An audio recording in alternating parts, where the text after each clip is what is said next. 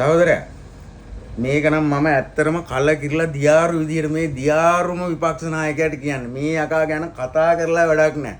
මේ යකා හොඳයි සඳකල අඳගුළු පිහිරි පාසලට.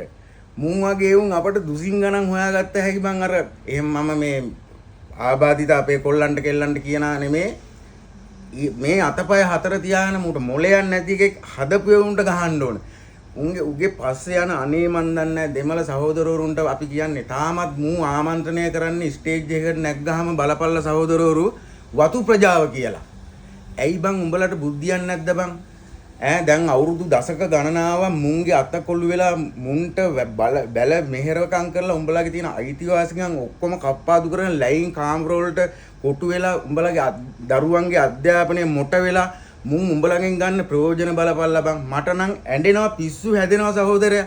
ඇයි බං උඹලට බුද්ධියක් කියලා ගන්න නැත්තේ මුන්ගේ පස්සේ යන්නේ? යකෝ දැන්වත් තමන්ගේ දරුවන්ට ඔය වහල් මානසිකත්වයේ දෙන්න එපා. මෙයාගේ මුන් රටක් පාලනය කරන්න පුළුවන්ද බං? මුන්ගේ මැයි රැලිය බලපංකෝ. එන්න අපිත් එක්ක ඔහොම පොඩි උන් වගේ අපිත් කරන්නම්කෝ බං. පිස්සු හැදෙනවනේ බං. අර එකෙක් කියනවා දන්ත ධාතුන් වහන්සේ පෙන්නපු දේශපාලන වියප්තියල්ලු. යකෝ බෞද්ධ රටක මේ දන්ත ධාතුන් වහන්සේ අයිති බෞද්ධයන්ට විතරක් නෙමෙයි හැම ජාතියන ශ්‍රී ලාංකිකයන්ටම අයිති මේක වස්තුවක්. මුන් වගේ උන් පස්සේ යන්නේ උඹලට ගහන්න ඕනේ බං. මන් නම් දැන් පිස්සු හැදිලා ඉන්නේ ඈ. පැහැදිලි නේ උඹලට.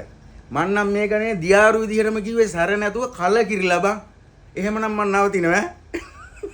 ඇයි